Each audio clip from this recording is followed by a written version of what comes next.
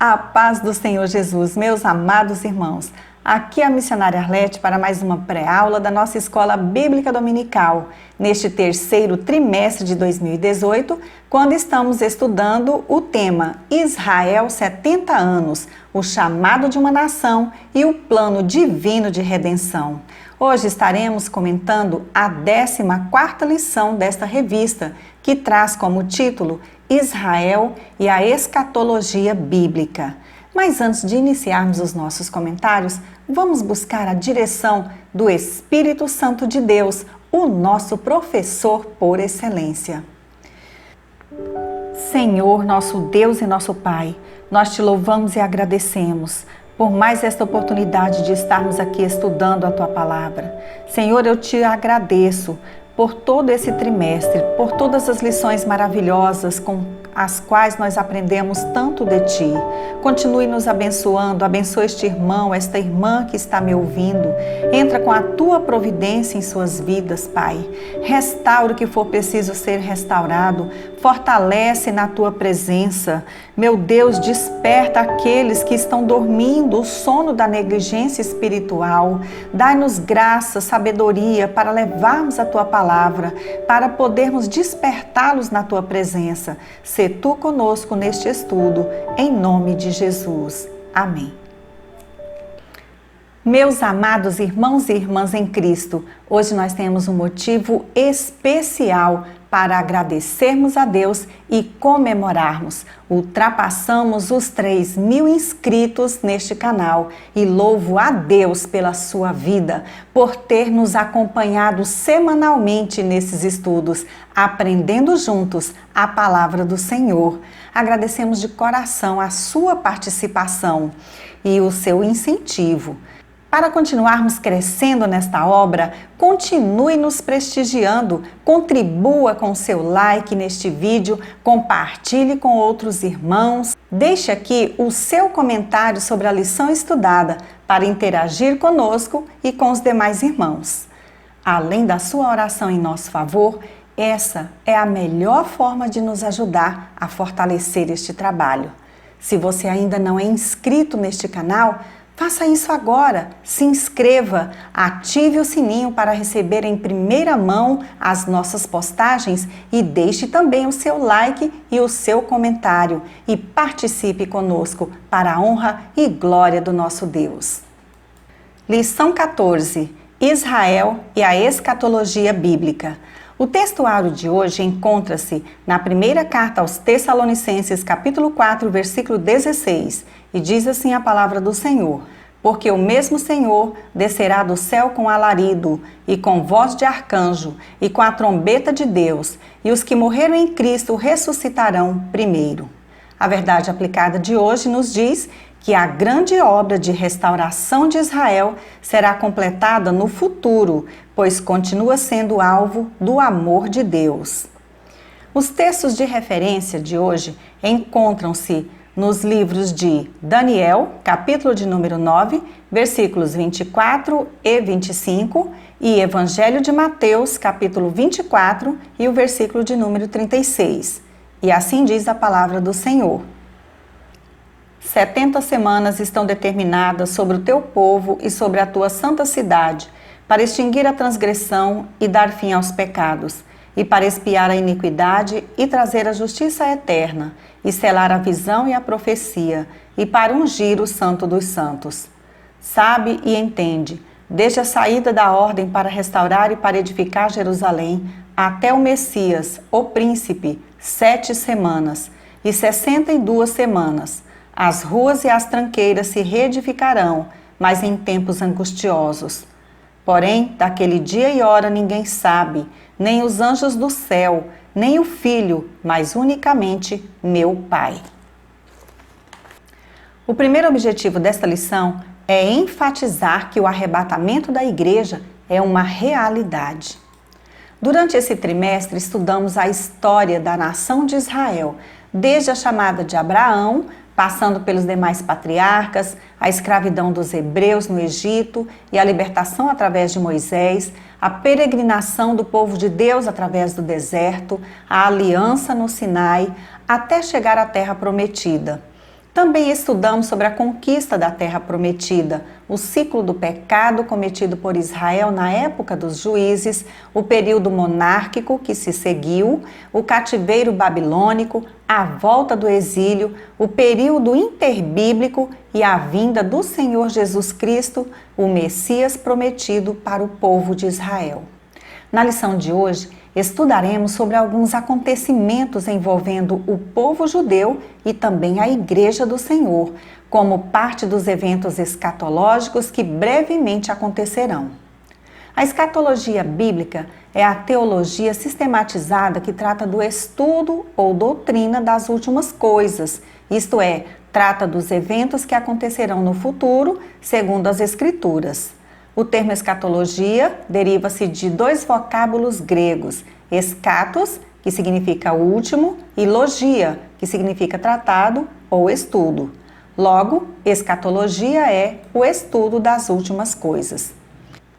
Algumas pessoas acreditam que a escatologia se refere apenas aos acontecimentos futuros, porém a escatologia é a divisão da teologia sistemática que estuda desde as profecias que já se cumpriram até as que ainda se cumprirão. Ou seja, podemos dizer que a escatologia engloba tudo o que era futuro na época em que foi profetizado. Tópico 1. O arrebatamento da igreja. A segunda vinda do Senhor Jesus a este mundo se dará em duas fases distintas. A primeira diz respeito ao arrebatamento da igreja, conforme 1ª carta aos Tessalonicenses, capítulo 4, versículos 16 e 17. Porquanto o Senhor mesmo, dada a sua palavra de ordem, ouvida a voz do arcanjo e ressoada a trombeta de Deus, descerá dos céus, e os mortos em Cristo ressuscitarão primeiro.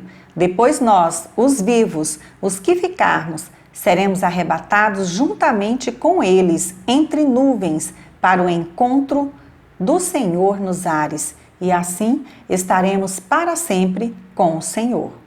Nessa primeira fase da volta do Senhor Jesus, o encontro com a sua igreja acontecerá nos ares. Ele não virá à terra por ocasião do arrebatamento. Ele aparecerá somente nos ares e será percebido apenas pelos salvos em Cristo. Ninguém mais o verá. Esse grande acontecimento concerne somente a igreja fiel que o espera vigilante.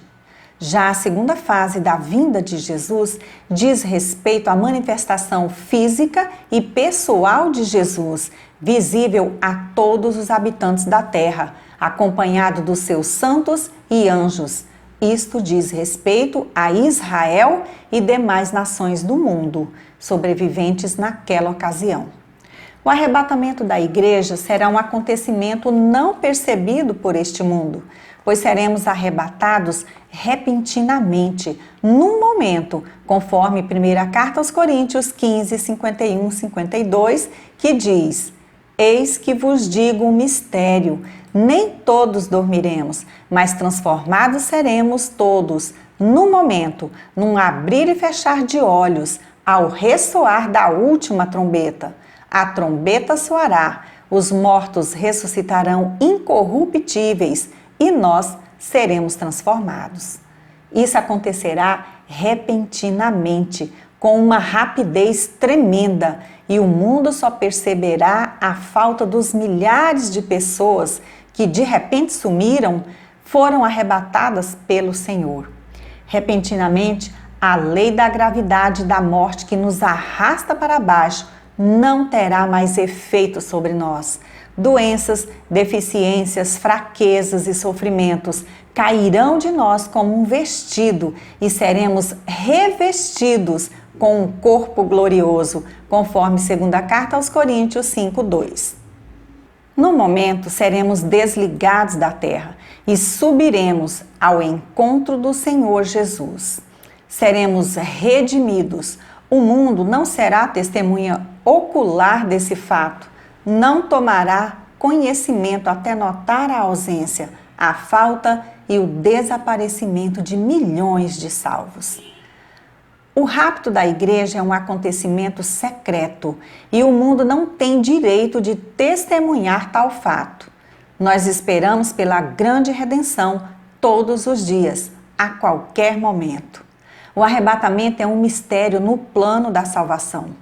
No Antigo Testamento, lemos sobre 2 homens que não viram a morte, mas foram retirados da terra, Enoque e Elias. Eles servem de exemplo para a igreja do Senhor Jesus. O arrebatamento é um mistério só plenamente compreendido quando ocorrer. Ele será o evento inicial de uma série abrangendo a igreja, Israel e as nações em geral. No céu, ouvir-se-á o brado de Jesus, a voz do arcanjo e a trombeta de Deus, e os mortos em Cristo ressuscitarão com corpos glorificados. A seguir, os fiéis, vivos na ocasião, serão transformados e glorificados, e todos juntos seguirão com o Senhor Jesus para o céu. Primeira carta aos Tessalonicenses 3:13, 4:13 ao 17, primeira carta aos Coríntios 15, 51 e 52. O arrebatamento da igreja é o próximo evento importante na cronologia de Deus relacionado às atividades proféticas.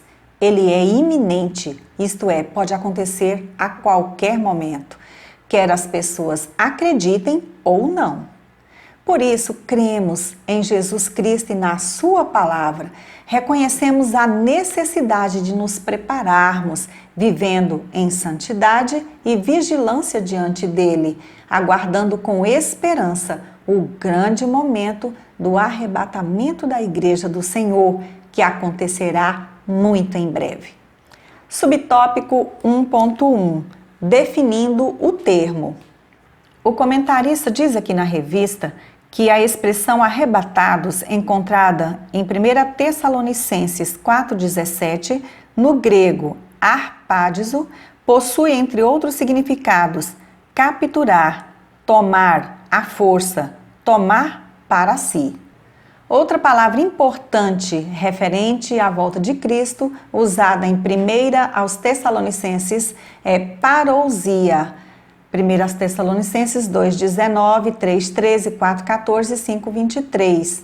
Todas as vezes que essa palavra aparece em Tessalonicenses, ela se refere ao arrebatamento.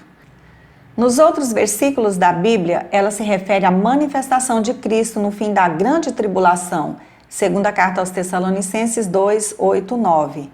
Na realidade, a vinda, parousia no grego, de Cristo aos seus envolve o arrebatamento e a revelação. Segundo os estudiosos, existe uma analogia histórica da palavra parousia, que era usada para descrever a visita de um rei ou imperador a uma cidade, nos tempos helenísticos. Um grupo seleto saía para encontrá-lo na estrada e voltar à cidade com ele. Compare Mateus 25:6 e Atos 28:15. Nesta analogia histórica, podemos ver um paralelo com a visita de Cristo a este mundo, que virá para encontrar com a sua igreja nos ares. Já a palavra epifaneia significa aparição, resplendor ou manifestação, indicando a visibilidade do retorno de Cristo. Talvez você pergunte, mas qual é o poder capaz de distinguir quem deve ser escolhido para subir no arrebatamento? Conta-se que certa vez essa pergunta foi feita a Thomas Edison, o famoso inventor da lâmpada elétrica. Edison era profundamente crente, esperava ansiosamente pelo arrebatamento, pela volta de Jesus. Certo dia, seus sábios colegas lhe perguntaram: como é possível que justamente os crentes serão arrebatados ao encontro do Senhor? Em outras palavras, eles perguntavam: como será feita a distinção entre os que servem a Deus e os que não servem? Ele lhes respondeu: vou explicar isso de modo bem visível.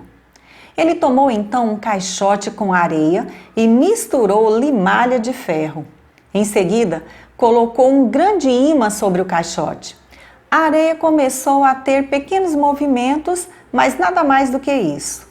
Todos os fragmentos de ferro, no entanto, foram atraídos pelo ímã. Então explicou: é dessa forma que ocorrerá o arrebatamento. Todos os que receberam a Jesus como seu Salvador, andam em fidelidade segundo a sua palavra, aguardando a sua vinda, serão arrebatados, levados desse mundo pelo poder de Deus. O arrebatamento da igreja marca o início do chamado Dia de Cristo. Primeira carta aos Coríntios, capítulo 1, versículo 8. Filipenses 1:6, segunda carta aos Coríntios 1:14, segunda carta a Timóteo 4:8. Esse dia é relacionado com a igreja e vai do arrebatamento da igreja à revelação de Cristo em glória. Lembre-se, o arrebatamento abrange apenas os salvos em Cristo. Subtópico 1.2 Sinais da volta de Jesus. No capítulo 24 do Evangelho de Mateus, o Senhor Jesus nos falou a respeito dos sinais que antecederiam a sua volta, os quais são um alerta para nós. Precisamos estar atentos, mas para isso é necessário saber o que são realmente os sinais escatológicos. Em Mateus 24, 4 ao 12, o Senhor nos fala de fenômenos que acontecerão e que são sinais para a sua igreja. Mas, ao ler a passagem bíblica, você percebe que sempre tivemos nações se insurgindo contra nações, guerras e rumores de guerras, terremotos, fomes e pestes. Na nossa Bíblia, versão de Almeida, parece apenas sugerir que esses eventos são o princípio dos sofrimentos, enquanto que o original grego é dito que todas estas coisas são o princípio das dores de parto. Ou seja, no seu discurso profético sobre o fim dos tempos, o Senhor Jesus mostra que os fenômenos citados por ele e que sempre existiram na história da humanidade iriam se intensificar, acontecer com mais frequência e força ao se aproximar o fim dos tempos, assim como acontece com as contrações sofridas pela parturiente, até chegar o momento do nascimento de uma nova época. E nós estamos vendo e acompanhando pelos meios de comunicação o cumprimento de tudo isso. O Senhor fala claramente sobre os sinais para a igreja, como o aumento assustador do pecado, a multiplicação da iniquidade, o esfriamento do amor e o surgimento dos falsos cristos e falsos profetas. Para não sermos enganados, precisamos conhecer a palavra de Deus. Não negligencie o estudo bíblico. Leia, medite na palavra de Deus, pois ela é um escudo protetor contra os falsos ensinos e contra tudo que não procede do Senhor. Os falsos cristos e falsos profetas costumam ter grande eloquência, carisma e boa argumentação. Por isso, Jesus alertou a respeito da vigilância e do discernimento. E Jesus respondendo disse-lhes: acautelai-vos, que ninguém vos engane, porque muitos virão em meu nome dizendo: eu sou o Cristo, e enganarão a muitos. Mateus 24, 4 e 5. A igreja tem que combater a apostasia, que é o desvio, o afastamento ou abandono premeditado e consciente da fé cristã. O aumento da apostasia é um sinal que evidencia a segunda vinda de Jesus. Segunda carta aos Tessalonicenses 2:3. O apóstolo Paulo alertou a igreja quanto ao perigo da apostasia. Mas o Espírito expressamente diz que, nos últimos tempos, apostatarão alguns da fé, dando ouvidos a espíritos enganadores e a doutrinas de demônio. Primeira carta a Timóteo, capítulo 4, versículo 1. No Antigo Testamento, vemos que por muitas vezes os israelitas apostataram-se da fé, abandonando ao Senhor e a sua lei, e receberam a recompensa terrível por se desviarem do Senhor. Para Deus, a apostasia é sempre vista como um adultério espiritual. As doutrinas de demônios citadas na primeira carta a Timóteo 4:1 são ensinadas pelos falsos mestres e os seus ensinos eram e continuam sendo uma ameaça para a igreja e para a fé cristã. Estes deturpam as escrituras sagradas e induzem a aceitação do erro como sendo certo e muitas crendices e misticismos que corrompem a sã doutrina. Sabemos que Satanás é enganador. Ele procura, de todas as formas, iludir os crentes a fim de que abandonem a fé verdadeira. Por isso, precisamos estar vigilantes. Muitos que se dizem servos de Deus já estão aceitando e até legislando em favor do aborto, da homossexualidade, da disfunção familiar, da perda dos valores éticos e morais e etc. Esses tais se esquecem que os padrões de Deus não mudam, que Ele abomina o pecado e que sem santificação ninguém poderá ver o Senhor. Hebreus 12, 14. Atualmente, temos visto o evangelho do entretenimento, que agrada a muitos, levando-os a uma vida sem compromisso com Deus e sem santificação. Primeira carta de Pedro, capítulo 1, versículo 15. Por não conhecerem a palavra de Deus e não viverem segundo ela, muitos acabam sendo levados pela apostasia moral. Jesus previu grandes perseguições aos seus discípulos. Mateus 24, 9. Os cristãos do primeiro século foram perseguidos e muitos perderam a sua vida por amor a Cristo. Atualmente, em muitas nações, há uma perseguição mais velada, mas os cristãos continuam sendo alvos de perseguições.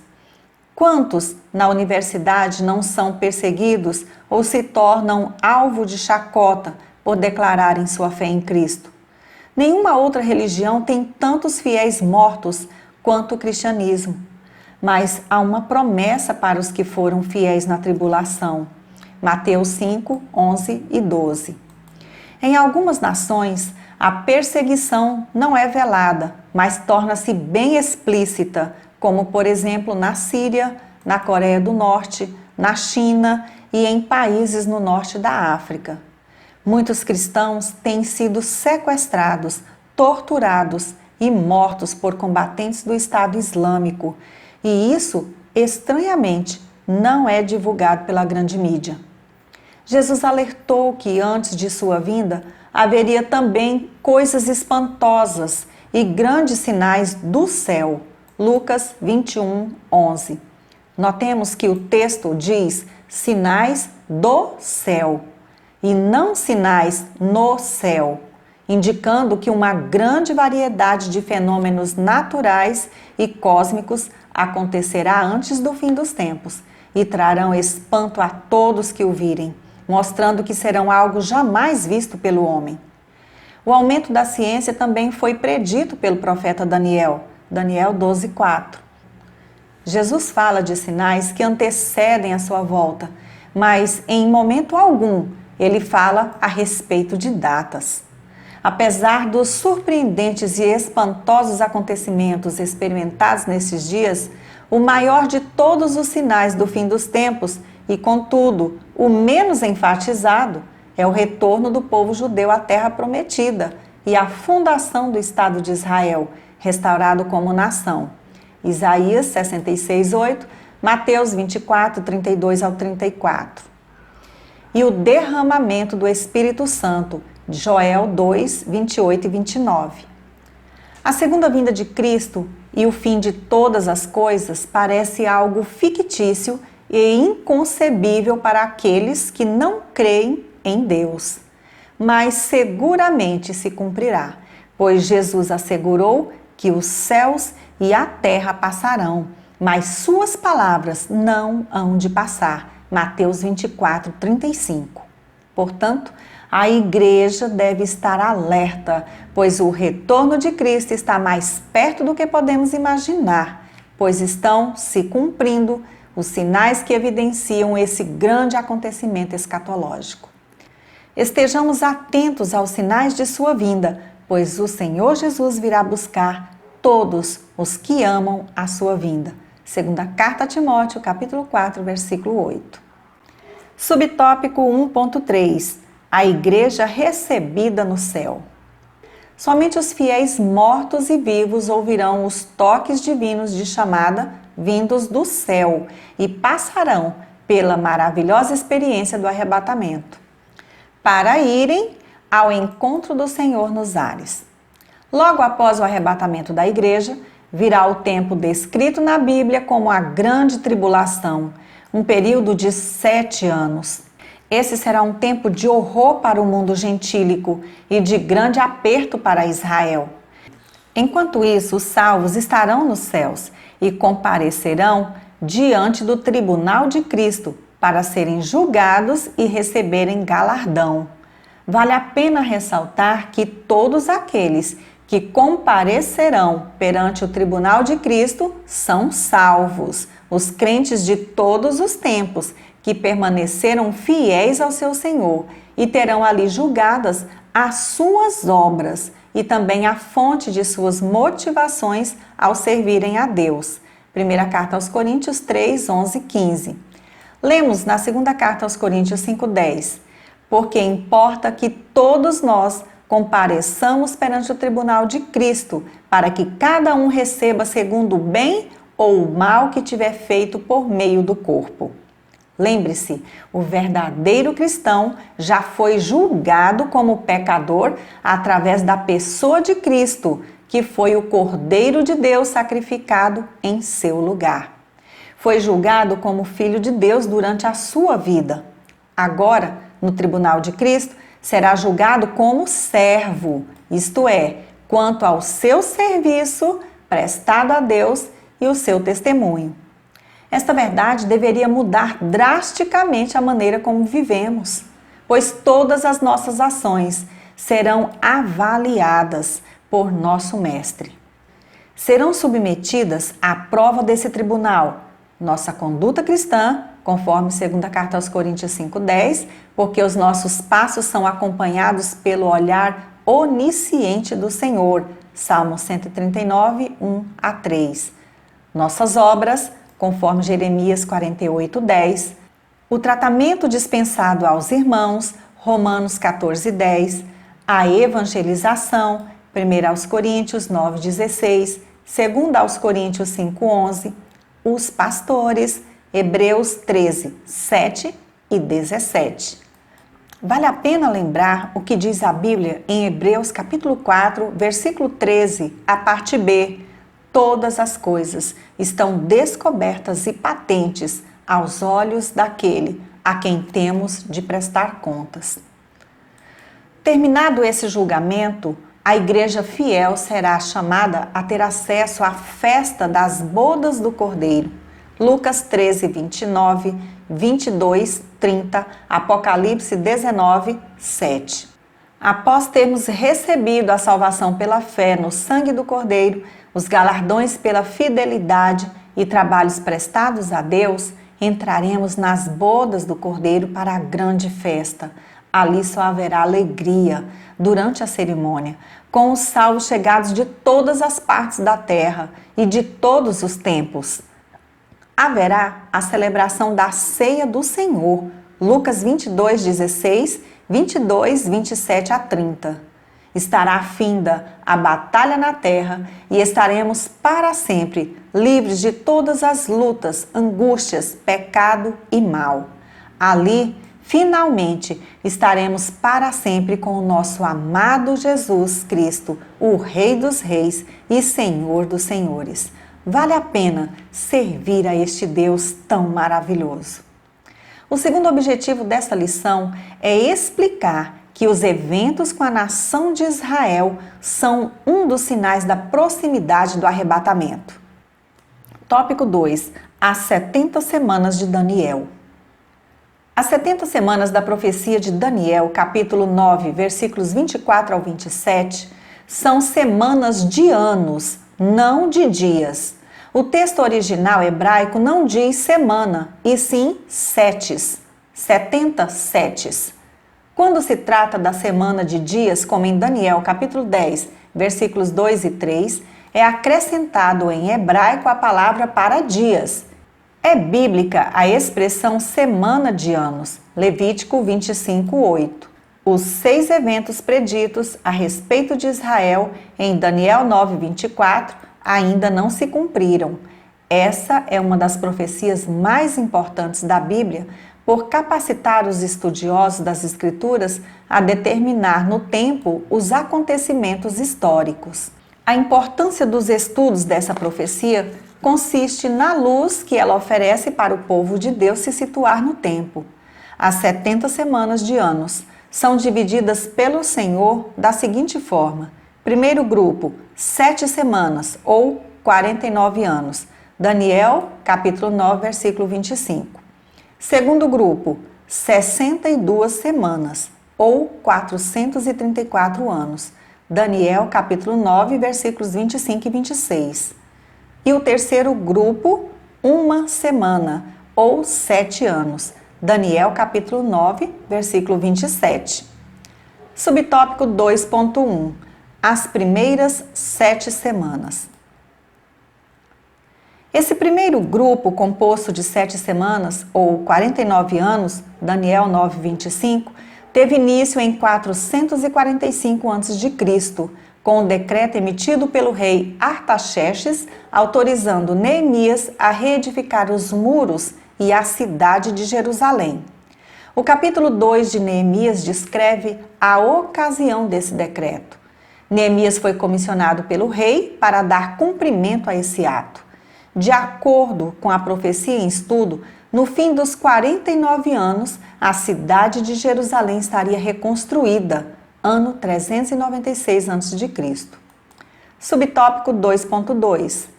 A segunda parte das semanas proféticas.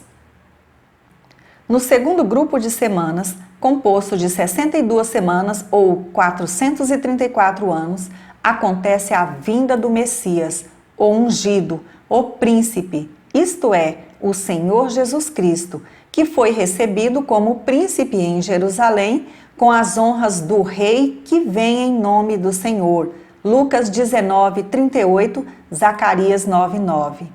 Os discípulos e o povo que estavam com eles ali reconheceram que Jesus era o rei prometido e enviado por Deus, e aquele que leva a paz do relacionamento entre o povo e Deus. Lucas 1:78-79.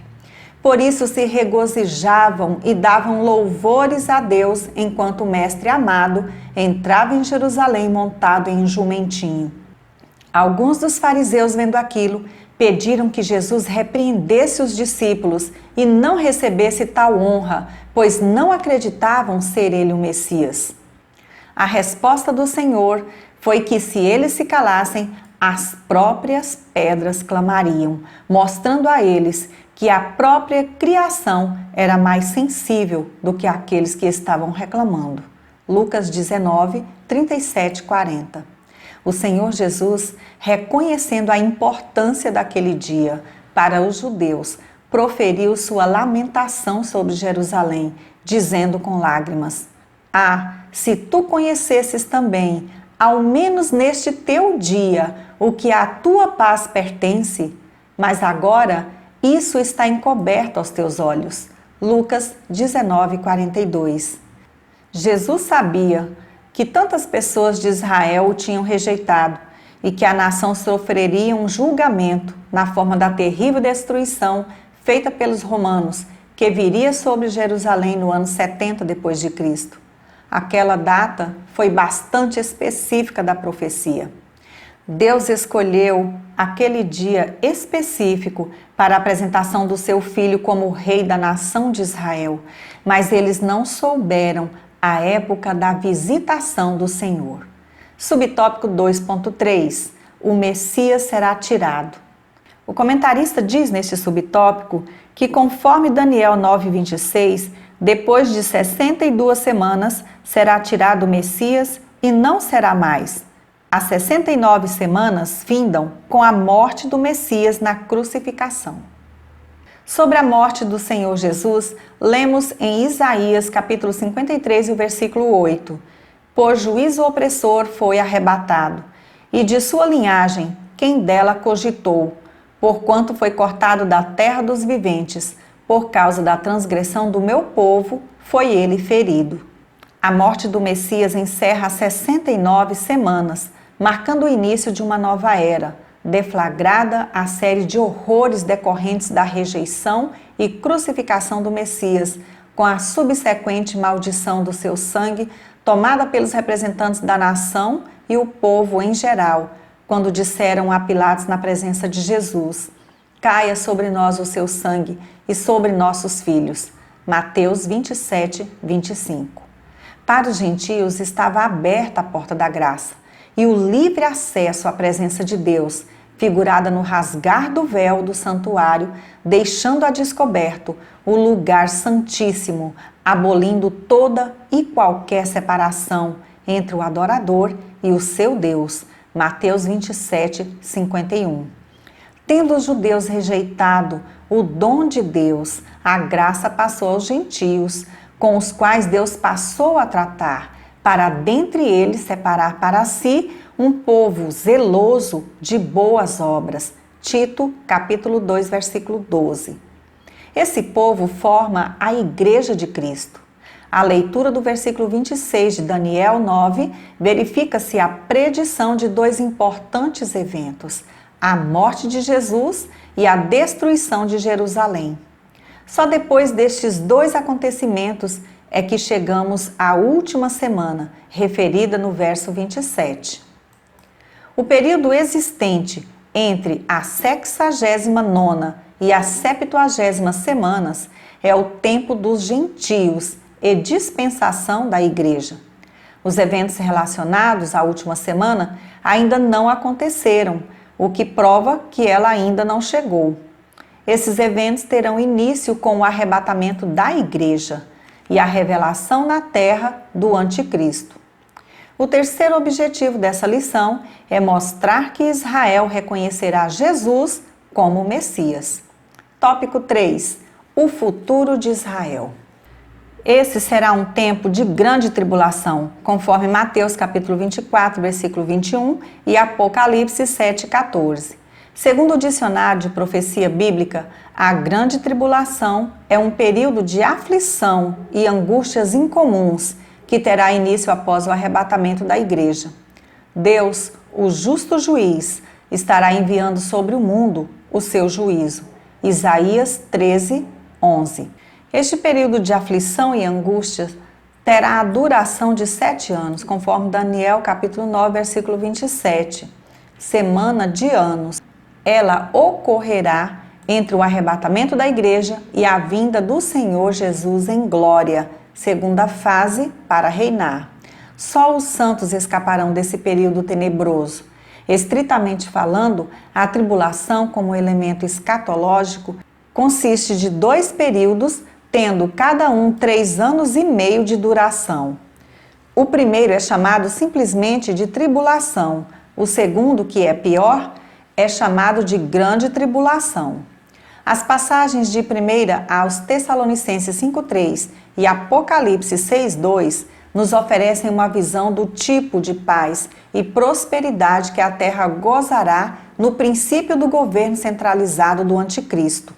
Daniel 11:36 diz que o governo da besta será próspero. De fato, ela convencerá o mundo de que acaba de raiar a era da paz e do progresso com que a humanidade sonhava.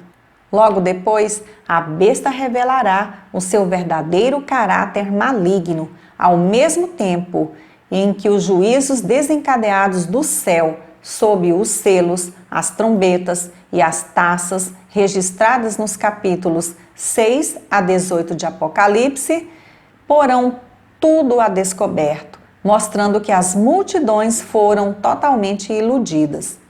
Os avisos dos juízos de Deus são prova do seu amor, visando livrar da destruição aqueles que aceitam a Cristo como seu Salvador e obedecem à sua palavra. Será uma aflição como nunca houve na terra. Mateus 24, 21, Apocalipse 7, 13 e 14. A terra estará sob total controle do Anticristo, que será o maior líder de toda a história, personificando o diabo e portador de faculdades sobrenaturais. Ele controlará o mundo em diferentes áreas, na política, na economia, na religião e na restauração do Império Romano. Nesse período, Israel fará aliança com o Anticristo e, após 3 anos e meio de aparente paz, viverá um período de angústia e grande tribulação como nunca visto antes. Mas no final, Cristo aparecerá e livrará Israel da destruição total. Subtópico 3.1 A Guerra de Gog e Magog. O comentarista cita neste subtópico que, em Ezequiel 38, o profeta recebeu a revelação acerca de uma coalizão de nações que farão um ataque contra Israel após a restauração do povo à sua pátria. Em Ezequiel 38:2, o próprio texto bíblico explica que Gog se trata do governante de Meseque e Tubal, da terra de Magog. Essas regiões primitivas ocupadas pelos citas e tártaros, grandes reinos do passado, correspondem hoje à moderna comunidade dos estados independentes. Meseque converteu-se graficamente em Moscou. Tubal é o moderno nome de Tobolsk, uma das principais cidades russas. No texto de Ezequiel 38:6, Gomer veio a ser a Germânia e, modernamente, a Alemanha. Togarma corresponde à Armênia e Turquia. A Pérsia, citada em Ezequiel 38:5, tem o moderno nome de Irã e, em 1932, firmou um acordo com Moscou que, em caso de guerras, as forças da Rússia terão permissão de cruzar seu território para atacar a Mesopotâmia. A antiga Abissínia é hoje a Etiópia e Put é a atual Líbia. O conflito de Gog contra Israel começará no início da 70ª semana de Daniel 9:27, isto é, no início da grande tribulação, ou talvez um pouco antes. Já o Armagedon ocorrerá no final da semana de anos. Na invasão de Israel por Gog, apenas um grupo de nações participará. Já no Armagedon, participarão todas as nações contra Israel.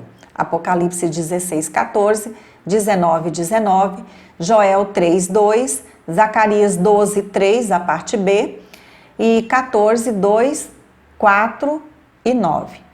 Os motivos da invasão de Israel por Gog serão principalmente 2. As riquezas de Israel, conforme Ezequiel 38:11 e 12, e a posição estratégica que Israel ocupa, Ezequiel 5:5.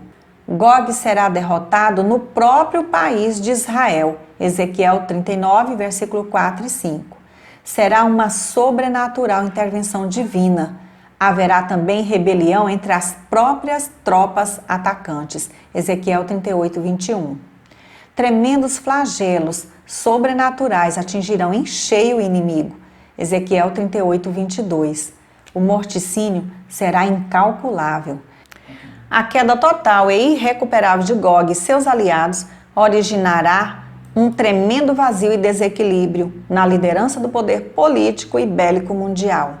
O vazio deixado pela queda de Gog deixará o caminho aberto para o surgimento imediato do Anticristo no cenário mundial, como líder e salvador dessa crítica situação. Subtópico 3.2 Israel vai clamar pelo Messias. O comentarista cita neste subtópico a angústia de Israel na Batalha do Armagedon, que significa Monte de Megido. Trata-se do local ao norte de Israel, onde o Senhor travará grande batalha contra os inimigos do seu povo. Será nesse lugar que as forças das nações em guerra se concentrarão contra Deus e Israel no final da grande tribulação. Do Armagedon, o Anticristo lançará o seu ataque contra os judeus e avançará contra Jerusalém, visando a exterminação do povo judeu. O motivo dessa batalha será a quebra do pacto com o Anticristo, que assentará no trono do templo de Deus em Jerusalém, se declarando divino e agindo como se fosse um Deus. Ele não tolerará que ninguém, a não ser ele mesmo, seja adorado. Apocalipse 13, 6 e 8. E exigirá a adoração dos judeus, conforme segunda carta aos Tessalonicenses 2, 2 ao 4.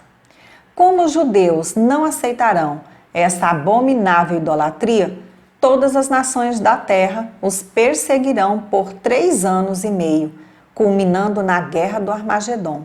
Apocalipse 16, 16. Naquele dia, Israel, sem qualquer esperança de salvação, clamará angustiado pelo Messias. Zacarias 12, 10 ao 12.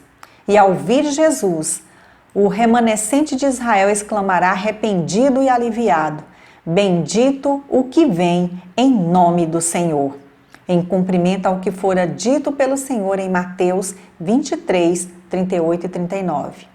Subtópico 3.3. O Messias livra Israel.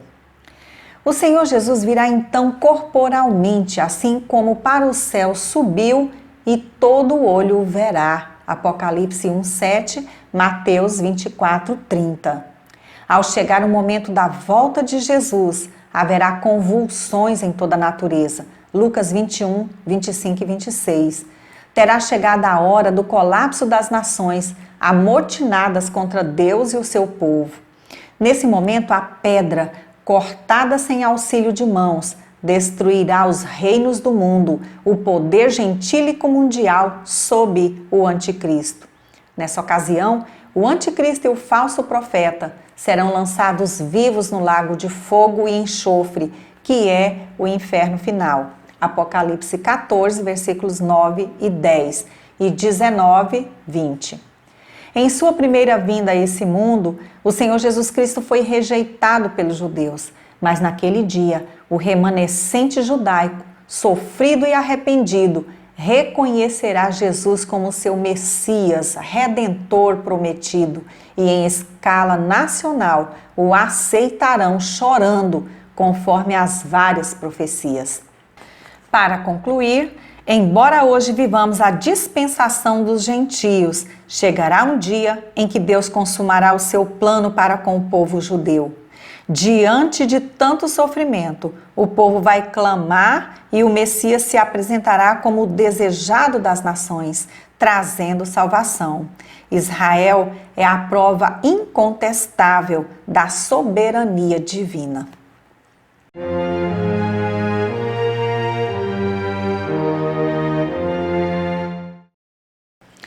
Fatos históricos. Nas pré-aulas deste trimestre, foi criado este quadro para nos trazer subsídios históricos extra-bíblicos sobre a trajetória de Israel nestes 70 anos de criação. Hoje falaremos sobre alguns acontecimentos importantes entre os anos 2015 e 2018 e também sobre algumas contribuições de Israel para a humanidade. Ano de 2015. O Partido Nacionalista Likud, liderado pelo primeiro-ministro Benjamin Netanyahu, ganhou as eleições parlamentares em Israel. Ano 2016. O exército israelense cercou no dia 4 de março de 2016 um povoado do norte da Cisjordânia, de onde eram provenientes 3 palestinos que, na véspera, mataram em Jerusalém uma guarda fronteiriça. Os 3 jovens atacaram os guardas com armas de fogo e facas, junto à porta de Damasco, um dos acessos à cidade velha de Jerusalém. Ano de 2017. Para Israel, o ano de 5.777 teve início em 2 de outubro de 2016. Os meses seguintes marcaram várias datas carregadas de simbolismo para Israel. Uma delas é o centenário da Declaração de Balfour. Em 2 de novembro de 1917, Arthur James Balfour escreveu uma carta a um líder do movimento sionista, Lord Rothschild, apoiando a criação de um Estado judeu no Oriente Médio. Também em novembro, foi lembrado os 70 anos da Resolução de Partilha da ONU, aprovada em 1947, que dividia a Palestina controlada pela coroa britânica em 2 partes. Surgiria então o Estado de Israel, embora Jerusalém continuasse sob controle internacional. Os palestinos ficaram com uma parte do território. As Nações Unidas aprovaram a resolução número 181, com 33 votos a favor, 13 contra e 10 abstenções. Apesar das revoltas árabes, a declaração da independência de Israel aconteceu em 14 de maio de 1948. Em 2017, também completaram-se 50 anos da reunificação de Jerusalém. Embora grande parte do mundo não reconheça, para os judeus, esta sempre foi sua capital, eterna e indivisível.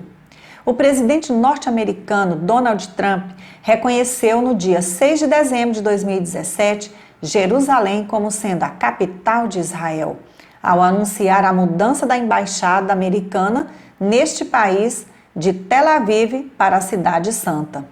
Há muito que esta decisão deveria ter sido tomada, sublinhou Trump.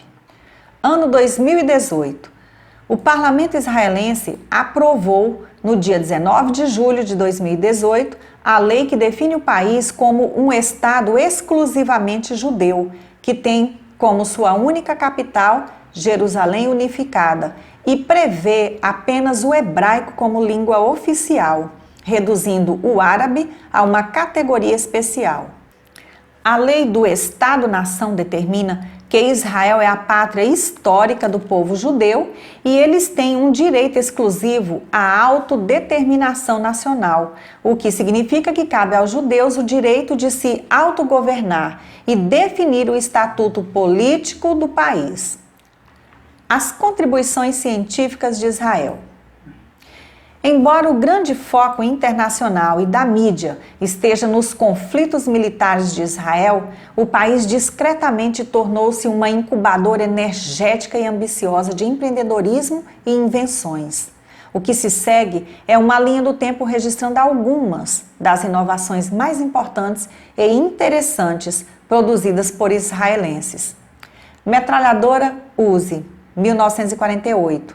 O major Uzi Gaff desenvolve a metralhadora Uzi, que é composta de inúmeras inovações mecânicas, resultando em uma arma automática mais curta e manuseável. Estima-se que foram produzidas mais de 10 milhões delas, utilizadas por vários países de todo o mundo. Energia solar, 1955. RZV Tabor desenvolve um novo sistema de energia solar que atualmente alimenta 95% dos aquecedores solares de água dos israelenses e é um padrão para o aquecimento solar de água em todo o mundo. Irrigação por gotejamento, em 1965.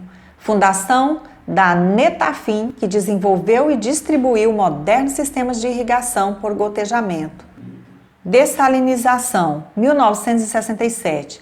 Sidney Loeb, da Universidade Ben Gurion, desenvolve o processo de dessalinização por osmose inversa, agora o padrão mundial, tornando possível transformar a água do mar em água potável. Aeronaves drone, 1973. Os caças israelenses sofreram sérios danos durante a Guerra do Yom Kippur.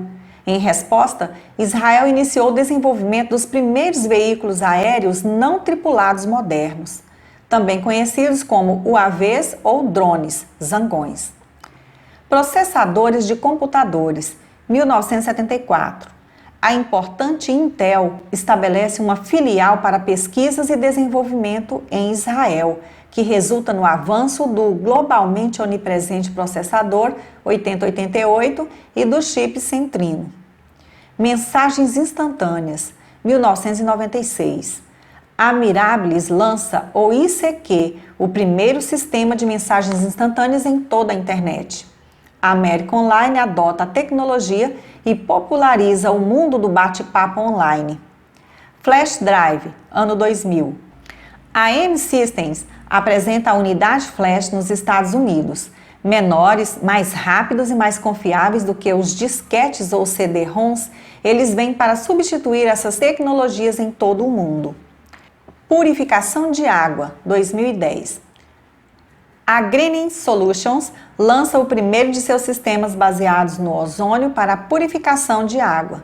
A purificação com ozônio é mais rápida e eficaz do que o padrão global de cloro adicionado à água da torneira, e o ozônio não produz os efeitos colaterais prejudiciais do cloro, tais como asma e da contaminação da água utilizada. Defesa com mísseis, 2011. O Iron Dome, domo de ferro, um sistema de defesa antimíssil de curto alcance desenvolvido pela Rafael Sistemas, que abate foguetes, grades disparados de Gaza contra Israel. Pela primeira vez, mísseis de curto alcance foram interceptados, abrindo novas possibilidades para a defesa civil e militar e em zonas de fronteira de conflito no mundo. A Partícula de Deus, ano 2012. O grande colisor de hadrons na Suíça produz o santo grau da física, o bóson de Higgs, ou a partícula de Deus, uma partícula subatômica que explica a existência da matéria e a diversidade no universo. Uma equipe de Israel foi encarregada da construção e monitoramento dos detectores elementares do colisor de partículas, sem os quais a descoberta do bóson de Higgs teria sido impossível. Dica valiosa. Professor, enfatize para os seus alunos que, apesar de Israel ter rejeitado a Jesus como o seu Messias, o Senhor manterá sua aliança feita com Abraão, Isaque e Jacó. E tudo o que estudamos nesta lição acontecerá em um futuro bem próximo.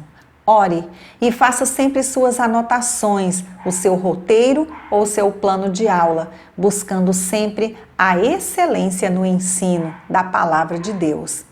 E não se esqueça de acessar o blog revistaebd.com, onde você também encontra semanalmente publicados os slides editáveis de cada lição, os vídeos com os 3 hinos da harpa cristã sugeridos pela revista e mais comentários. Que Deus, em Cristo Jesus, abençoe grandemente a sua aula. Continue conosco, ore por nós, pelo nosso trabalho. Se não é inscrito ainda neste canal, faça isso agora e não se esqueça de deixar aqui o seu like, o seu comentário e também compartilhar este vídeo com outros irmãos.